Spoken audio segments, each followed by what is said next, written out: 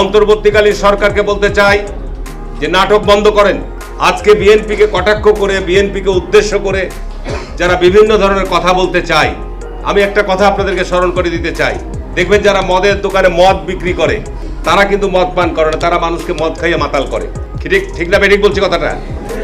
আর ধর্ম ব্যবসায়ীরা কিন্তু ধর্মভীরু নয়, ধার্মিক নয়। ধার্মিক তারাই যারা ধর্মভীরু। যে এক স্বৈরাচারকে বিদায় করে আর এক স্বৈরাচারকে নিয়ে আসবেন, কাকে উদ্দেশ্য করে বলেন? এক চাঁদাবাজকে উৎখাত করে আর এক চাঁদাবাজকে, এই সমস্ত কথা যখন বলেন কাদেরকে উদ্দেশ্য করে বলেন?